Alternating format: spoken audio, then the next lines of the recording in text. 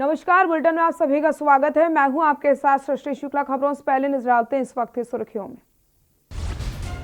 कृषि कानूनों के खिलाफ प्रदर्शन कर रहे किसानों के समर्थन में संत बाबा राम सिंह ने की खुदकुशी। सुसाइड नोट में लिखा, ये जुल्म के खिलाफ आवाज। आगामी कुंभ को लेकर बैठक जारी, निर्माणकारों की सीएम त्रिवेंद्र सिंह रावत ने की समीक्षा। सीएम ने कहा जल्द सभी निर्माण काम होंगे पूरे। 21 दिसंबर से विधानसभा का शीतकालीन सत्र, विपक्ष ने सरकार को घेरने की बनाई रणनीति। विधानसभा का घेराव करेगी कांग्रेस। उत्तराखंड आईपीएस एसोसिएशन को मिले नए अध्यक्ष सचिव। आईपीएस अभिनव कुमार बने अध्यक्ष, डीआईजी केवल खुराना चुने गए सचिव। बागेश्वर में छाया जंगली सुअर का आतंक, बच्ची पर किया जानलेवा हमला, घरवाले हुए लहूलुहान। वन विभाग से सुअर को मारने का अपील। पहाड़ों ने ओढ़ी बर्फ की चादर, उत्तराखंड के पिथौरागढ़ में बर्फबारी से बढ़ी ठंड, मैदानी इलाकों में बढ़ी गलन। आप देख रहे हैं के न्यूज, खबरों का सारथी। बड़ी खबर बताते हैं आपको। सीएम त्रिवेंद्र सिंह रावत का 18 दिसंबर को डोईवाला दौरा है।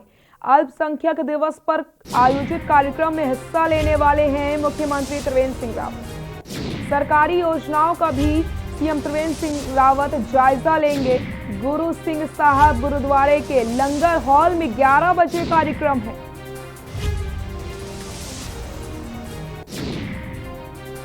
बड़ी खबर बता रहे हैं आपको, जहां पर सीएम त्रिवेंद्र सिंह रावत का 18 दिसंबर को डोईवाला दौरा है।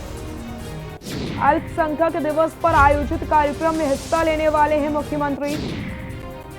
सरकारी योजनाओं का भी सीएम त्रिवेंद्र सिंह रावत जायजा लेने वाले हैं। गुरु सिंह साहब गुरुद्वारे के लंगर हॉल में 11 बजे कार्यक्रम होना है।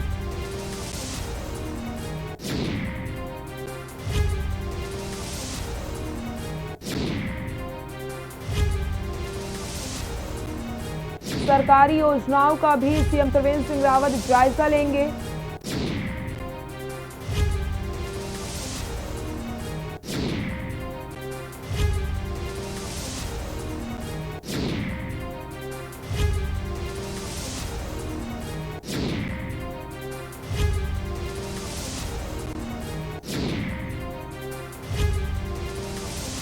इसी खबर पर ज्यादा जानकारी के लिए हमारे सहयोगी राजकुमार अग्रवाल हमारे साथ जुड़ चुके हैं।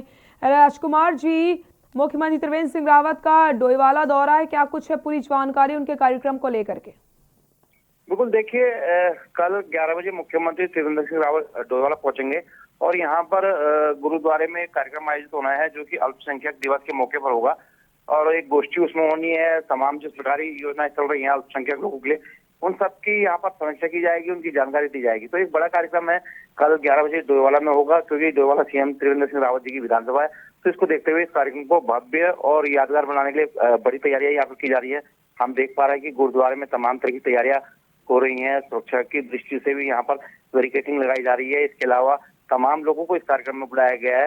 हालांकि कोविड-19 को देखते हुए सोशल डिस्टेंस का पालन हो और लोग मास्क लगा के आए, ऐसी अपील प्रशासन की तरफ से भी की जा रही है। तो कल 11 बजे एक बड़ा कार्यक्रम होगा जिसमें मुख्यमंत्री खुद पहुंचेंगे और उपस्थित रहकर सभी अल्पसंख्यक समाज के लोगों से मुलाकात करने वाले हैं। उनके लिए जो योजनाएं चल रही हैं उनकी समीक्षा भी यहाँ पर करने वाले हैं। जी, सरकारी योजनाओं का भी जायजा लेने वाले हैं मुख्यमंत्री, उसके बारे में क्या कुछ है पूरी जानकारी राजकुमार जी? क्योंकि डोईवाला में तमाम छोटी बड़ी योजनाएं जो हैं इन दिनों धरातल पर हैं, उनका विकास जो कार्य है वो बहुत तेज गति से चल रहा है। इसके अलावा हम देख पा रहे हैं कि जो डोईवाला में जाम लगता था, उस जाम से निपटने के लिए सरकार के सहयोग से भारत सरकार ने बाईपास फ्लाईओवर का निर्माण कराया है, जिसका काम जो है अंतिम चरण में है। उसकी यहाँ पर समीक्षा करने वाले हैं। तमाम जो विकास कार्य डोईवाला में चल रहे हैं उन सब की समीक्षा होगी, गति किस तरह की है ये सब इस पर चर्चा करेंगे। भारतीय जनता पार्टी के तमाम कार्यकर्ता यहाँ पर रहने वाले हैं, उनसे भी मुलाकात होगी। तो हमने देखा था कि महिला मोर्चा के तमाम जो महिलाएं कार्यकर्ता हैं उनको जिम्मेदारी दी गई थी, उनका स्वागत यहाँ पर होने वाला है। तो बहुत सारे कार्यक्रम कल होने वाले हैं जिसको लेकर तैयारियां को जो है अंतिम रूप दिया जा रहा है। ऋषिकेश रोड पर ये सारा कार्यक्रम गुरुद्वारा गुरु सिंह सभा जो लंगर हॉल है वहां पर होना है। तो व्यवस्थाएं बनाई जा रही हैं। भाजपा कार्यकर्ताओं में बहुत ज्यादा उत्साह है और खासकर जो अल्पसंख्यक समाज के लोग हैं उनमें भी कहीं ना कहीं उत्साह इस बात को लेकर के उनकी मुख्यमंत्री से कल मुलाकात होने वाली है। जी, बहुत बहुत शुक्रिया तमाम जानकारी के लिए राजकुमार जी। तो बड़ी खबर बता रहे हैं आपको, वहां पर सीएम त्रिवेंद्र सिंह रावत का डोईवाला दौरा है और उसमें कई सारी सरकारी योजनाओं का जायजा भी लेने वाले हैं मुख्यमंत्री।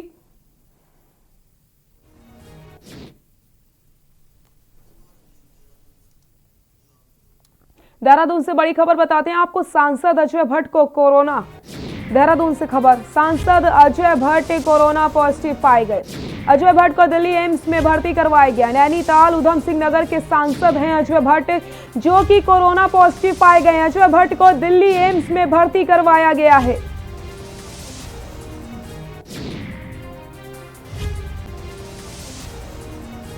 सांसद अजय भट्ट कोरोना पॉजिटिव, बड़ी खबर बता रहे हैं, अजय भट्ट को दिल्ली के एम्स में भर्ती करवाया गया है। नैनीताल उधम सिंह नगर के सांसद हैं अजय भट्ट। अजय भट्ट को दिल्ली एम्स में करवाया गया भर्ती।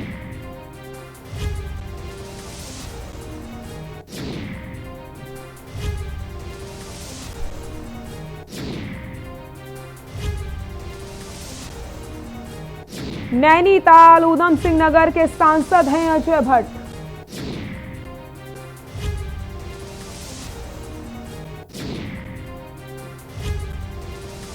सांसद अजय भट्ट को कोरोना। देहरादून से खबर,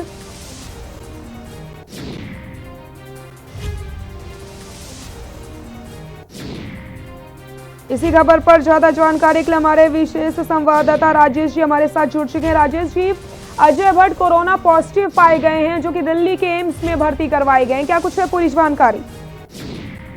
बिल्कुल सृष्टि, बता दें कि जिस तरीके से लगातार कोरोना का कहर जो है वो दोबारा प्रदेश में भी अपडेट हो गया है। कल भी अगर ताजा आंकड़ों की बात करें तो लगभग 567 ऐसे मामले आए जिसमें कोरोना पॉजिटिव के आए। लेकिन जिस तरीके से लगातार कोरोना बढ़ रहा है तो कहीं न कहीं लोगों की भी इसकी समस्या का सामना करना पड़ रहा है। वहीं जो है सांसद जो है उधम सिंह नगर नैनीताल से जो सांसद है अजय भट्ट, उनको जो है कोरोना, उनकी जब रिपोर्ट आई तो कोरोना पॉजिटिव आई, उनको जो है दिल्ली के एम्स हॉस्पिटल में भर्ती कर दिया गया है। और इसी पर जो है मुख्यमंत्री ने भी उनके स्वास्थ्य को लेकर के उनकी शुभकामनाएं उनको दी है कि जल्द से जल्द वो स्वस्थ हो जाए और दोबारा अपने कामकाज में लौटे। लेकिन फिलहाल जो बड़ी खबर है वो यही है कि अजय भट्ट जो है वो कोरोना पॉजिटिव हो चुके हैं और दिल्ली के एम्स हॉस्पिटल में भर्ती है। जी बहुत बहुत शुक्रिया राजेश जी तमाम जानकारी के लिए। तो बड़ी खबर आपको हम देहरादून से बता रहे हैं, वहां पर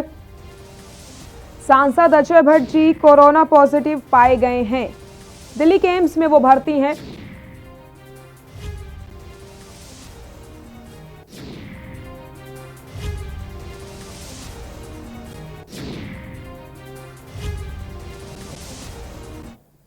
देहरादून से बड़ी खबर, रेलवे स्टेशन का और हाईटेक होने वाला है। देहरादून से खबर बता रहे हैं, जहां पर रेलवे स्टेशन होगा हाईटेक, नए लुक में दिखेगा रेलवे स्टेशन, नई इमारत से दिखाई देगा पूरे दून का नजारा। बता दें आपको, ये जो नई इमारत बनने वाली है इससे पूरे देहरादून का नजारा दिखाई देगा। रेलवे स्टेशन पर 83.5 मीटर ऊंची इमारत बनने वाली है। आरएलजीए ने मुख्यमंत्री से अनुमति मांगी है। यातायात की भी समस्या दूर हो जाएगी। 125 करोड़ से होगा बनाने का काम जल्द।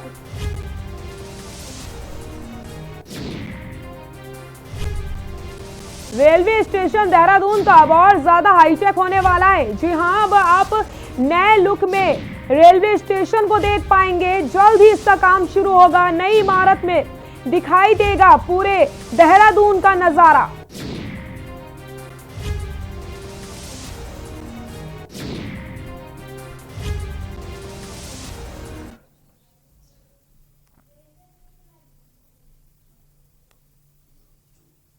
उत्तरकाशी से बड़ी खबर, पार्किंग की सुविधा ना होने से लोग परेशान दिखाई दे रहे हैं। उत्तरकाशी से खबर, पार्किंग की सुविधा ना होने से लोग परेशान। सरुखेत में नहीं कोई सार्वजनिक पार्किंग की सुविधा। श्रद्धालुओं को भी दिक्कतों का सामना करना पड़ता है। पालिका अध्यक्ष अनुपमा रावत ने भी किया था निरीक्षण।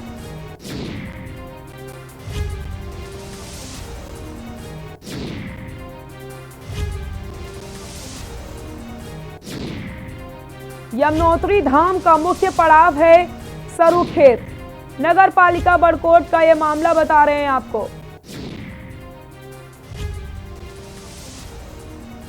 पार्किंग की सुविधा ना होने से लोग हो रहे हैं परेशान। सरूखेत में नहीं है कोई सार्वजनिक पार्किंग की सुविधा। श्रद्धालुओं को भी करना पड़ता है दिक्कतों का सामना। उत्तरकाशी से बड़ी खबर बताते हैं आपको। उत्तरकाशी से इस वक्त की बड़ी खबर, 4 धाम की सड़कें और ज्यादा चौड़ी होने वाली हैं। सड़कें चौड़ी होने पर होटल एसोसिएशन में खुशी का माहौल देखने को मिल रहा है। सड़क परिवहन मंत्रालय ने जारी किया है सर्कुलर। बड़ी खबर, सीमाओं पर 7 मीटर चौड़ी सड़क बनाने का आदेश जारी हो गया है। 4 धाम की सड़कें अब और चौड़ी हो जाएंगी। उत्तरकाशी से खबर, होटल एसोसिएशन के पदाधिकारियों ने आभार जताया है।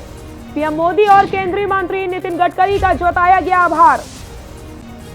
सड़क चौड़ी होने से 4 धाम यात्रा सुगम सफल होने वाली है, जिससे जो होटल एसोसिएशन के लोग हैं वो भी बेहद खुश नजर आ रहे हैं। तो पर्यटकों के लिए भी अब ये खुशी की बात है।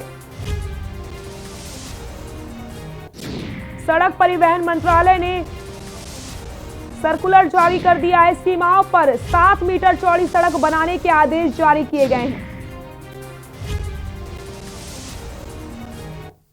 देहरादून से बड़ी खबर बताते हैं आपको। देहरादून से इस वक्त की बड़ी खबर, उत्तराखंड में बढ़ा सर्दी का प्रकोप। पहाड़ों पर बर्फबारी से मैदानों में ठंड बढ़ चुकी है। जहां पहाड़ों में जिस तरीके से बर्फबारी हो रही है उसका ये असर देखने को मिल रहा है कि मैदानी क्षेत्रों में अब ठंड बढ़ने लगी है। लोगों को दिक्कतों का सामना करना पड़ रहा है। उत्तराखंड में सर्दी का प्रकोप बढ़ गया है। पहाड़ों पर बर्फबारी से मैदानों में ठंड बढ़ गई है।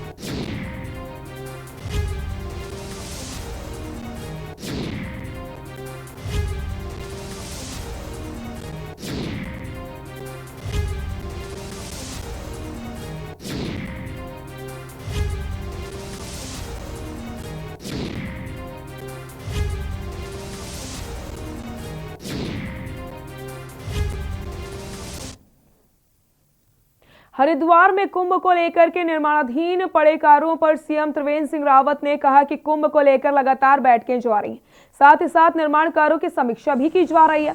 सीएम त्रिवेंद्र सिंह रावत ने आश्वस्त करते हुए कहा कि आगामी कुंभ से पहले ही सभी निर्माणाधीन कार्यों को पूरा कर लिया जाएगा, सिवाय एक फ्लाईओवर के। सीएम ने जानकारी देते हुए कहा कि फ्लाईओवर के डिजाइन में तब्दील हो गई, जिसमें तय समय से ज्यादा समय लग रहा है। इसके अलावा सभी निर्माणाधीन कार्यों को कुंभ से पहले संपन्न कर दिया जाएगा।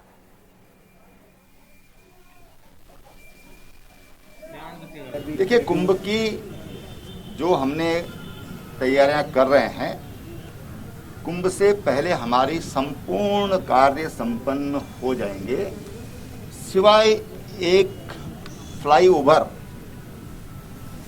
जिसमें थोड़ा सा उसमें डिजाइन में चेंज किया गया है।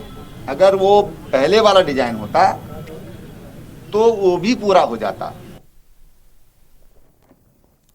उत्तराखंड विधानसभा का शीतकालीन सत्र 21 दिसंबर से शुरू होने जा रहा है, जिसके लिए विपक्ष ने सरकार को सड़क से सदन तक घेरने की तैयारी कर ली है।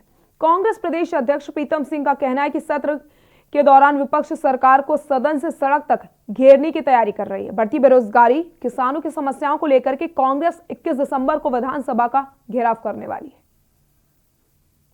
मुद्दे को लेकर के जो है 21 तारीख को प्रदर्शन है, और मैं समझता हूँ कि बेरोजगारों की जो बात है उसको लोग कांग्रेस के साथ उठाने का काम कर रहे हैं। किसानों का मामला भी तो हम विधानसभा के अंदर भी, विधानसभा के बाहर भी सरकार के खिलाफ संघर्ष करने का काम।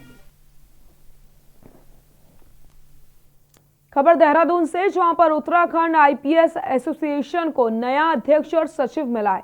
आपको बताते चले, वरिष्ठ आईपीएस अभिनव कुमार अध्यक्ष बने और डीआईजी केवल खुराना को सचिव चुना गया। पुलिस मुख्यालय में आयोजित आईपीएस अधिकारियों की बैठक में सर्वसम्मति से दोनों अफसरों को अध्यक्ष और सचिव चुना गया। अशोक कुमार ने डीजीपी बनने के बाद अध्यक्ष पद छोड़ दिया था।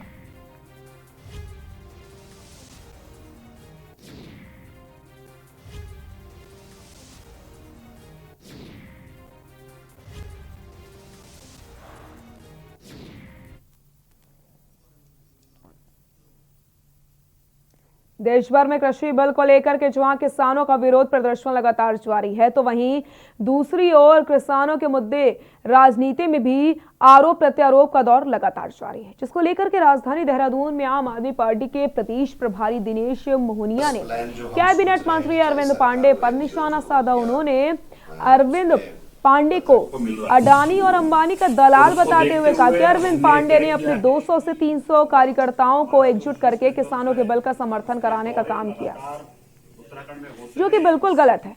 उनका कहना है कि अगर वह किसान बिल का समर्थन करते हैं तो कृषि बिल को लागू क्यों किया गया है।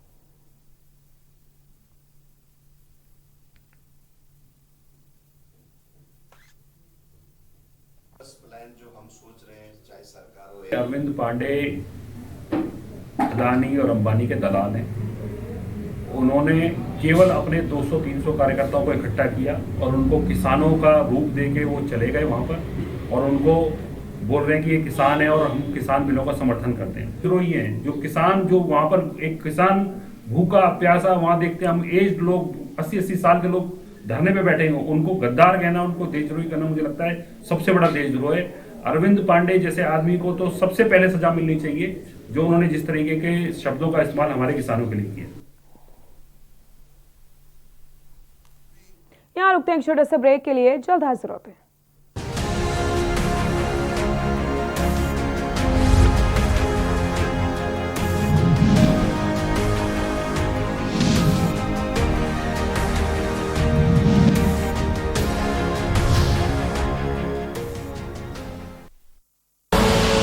आप देख रहे हैं के न्यूज, खबरों का सारथी। कोरोना संकट काल में के न्यूज इंडिया की देशवासियों से अपील है कि हम जाति धर्म को भूलकर कोरोना को हराने में एक साथ खड़े हों। जरूरतमंदों की मदद करें। कोरोना के खिलाफ जंग में हम अपना योगदान दें। हम सब मिलकर लड़ेंगे और मिलकर जीतेंगे।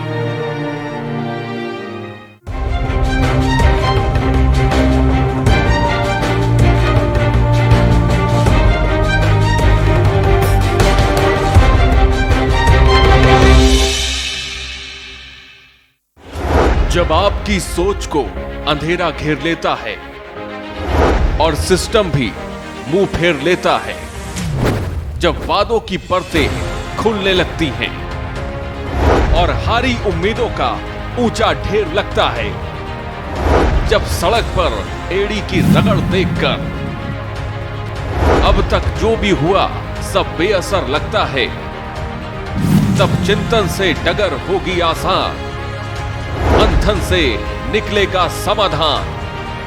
मंथन। आप देख रहे हैं के न्यूज, खबरों का सारथी।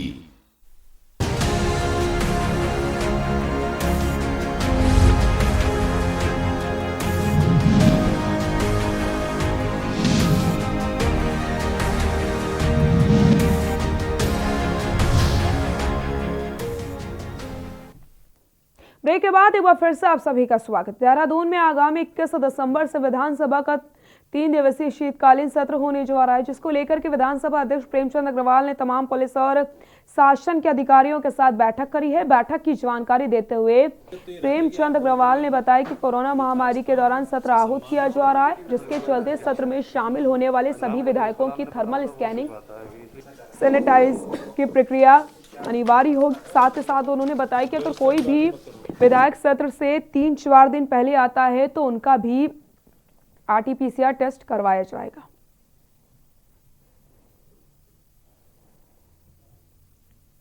कोरोना जैसी महामारी के दौरान ये कार्यक्रम हो रहा है। इसमें सबसे पहले तो यही तय हुआ कि जो भी माननीय विधायकगण इस दौरान उपस्थित होंगे उनके थर्मल स्कैनिंग और सैनिटाइज करना और उनका टेस्ट करना ये आवश्यक रहेगा।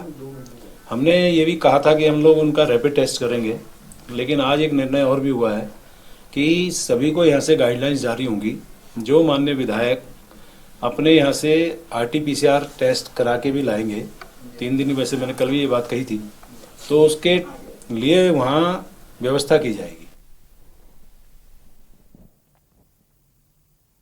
रानीखेत में क्षेत्रीय विधायक व उपनेता प्रतिपक्ष करण मेहरा ने रानीखेत विधानसभा क्षेत्र में हो रहे विभिन्न विकास कार्यों को लेकर समीक्षा बैठक की, जिसमें उन्होंने अपने विधानसभा क्षेत्र में हो रहे मनरेगा कार्यों को लेकर ग्राम पंचायत अधिकारियों व ब्लॉक प्रमुख को आवश्यक दिशा निर्देश दिए। वहीं ग्राम पंचायत अधिकारियों द्वारा क्षेत्र में NOC को लेकर के आ रही समस्याओं के बारे में अवगत करवाए गए।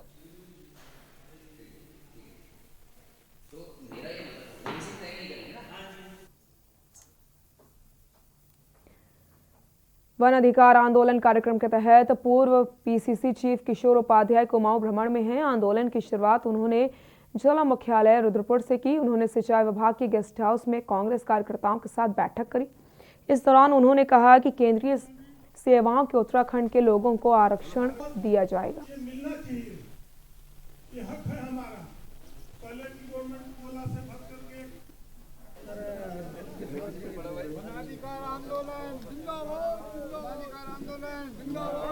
जिंदाबाद जिंदाबाद जिंदाबाद जिंदाबाद जिंदाबाद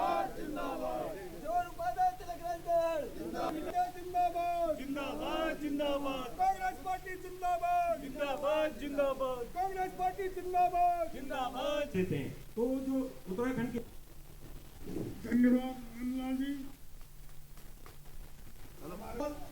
ये मिलना चाहिए, ये हक है हमारा। पहले की गवर्नमेंट कोला से भर करके वनाधिकार आंदोलन जिंदाबाद, वनाधिकार आंदोलन जिंदाबाद, जिंदाबाद जिंदाबाद जिंदाबाद जिंदाबाद जिंदाबाद जिंदाबाद जिंदाबाद जिंदाबाद जिंदाबाद कांग्रेस पार्टी जिंदाबाद जिंदाबाद जिंदाबाद। नहीं, देखिए, अब जब आदमी के मन में अहंकार आता है तो उसकी प्रवृत्ति रावणीय हो जाती है। तो आप उसको रावणीय प्रवृत्ति का एक घिनौना प्रदर्शन कह सकते हो। मेरा मानना ये है, हम उनको देखो, जब कोई जिसमें ताकत होती है, जिसमें शक्ति होती है, उसमें और जो है नम्रता आ जाती है। पेड़ पर जब फल लगते हैं तो वो झुक जाता है। और मुझे ये लगता है कि हमारे यहाँ एक कोदा होता है, आपने देखा होगा, इनका हाल तो ऐसे हो रहा है कि वो यूँ हो रहा है, जो है वो छितरा रहा है। तो उनको विनम्रतापूर्वक मैं प्रधानमंत्री जी से निवेदन करना चाहता हूँ, भाई मेरी आवाज़ आपकी वजह से अगर उनकी आपके द्वारा वहाँ तक पहुँच सके। नैनीताल हाईकोर्ट ने खटीमा में अतिक्रमण हटाने को लेकर के दायर कविंद्र सिंह खफलटिया की जनहित याचिका पर सुनवाई की। खंडपीठ ने 18 प्रभावितों की याचिकाओं पर सुनवाई की। कोर्ट ने उनको पूर्व में दिए गए स्टे ऑर्डर को निरस्त करते हुए उनकी याचिकाओं को निरस्त कर दिया। साथ में कोर्ट ने नगर पालिका को निर्देश दिया है कि जो भी अतिक्रमण हुआ है उसे विधि अनुसार हटाया जाए। कोर्ट में आज ये खटीमा की PIL लगी थी और कोर्ट ने नगर पालिका के वकील से पूछा कि जो आपने लिस्ट बनाई थी क्या वो इंक्रोचमेंट आप साफ़ करके आए। तो नगर पालिका के वकील ने कहा कि जो हमने लिस्ट बनाई थी उनमें से 454 लोगों को हटा दिया गया है और बचे 18 लोगों को कोर्ट से कुछ ना कुछ रिलीफ दी गई थी। तो कोर्ट ने उनकी रिलीफ ख़त्म करते हुए उनको एक एप्रोप्रिएट रेमेडी देते हुए कि उनके जो राइट्स हैं वो ख़त्म ना करते हुए वो अपने राइट्स का प्रयोग करते हुए, और बाकी नगर पालिका को ये कहा गया है कि आप इसमें अकॉर्डिंग्स विद लॉ के हिसाब से आप इसमें एक्शन लें।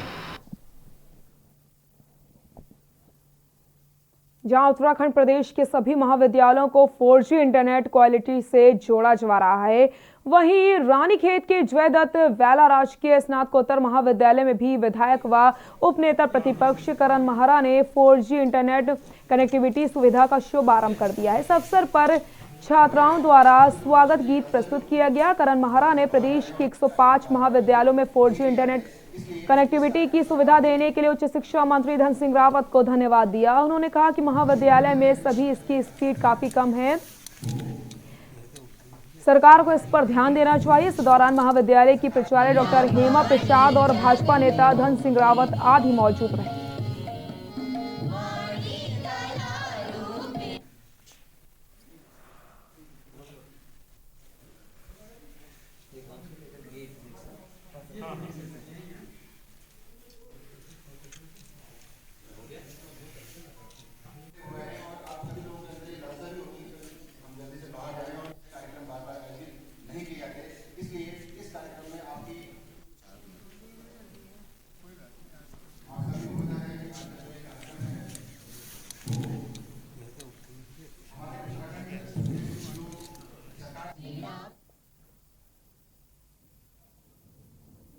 बुलेटिन फिलहाल के लिए इतना ही। आगे देखिए छत्तीसगढ़ की खबरें। नमस्कार।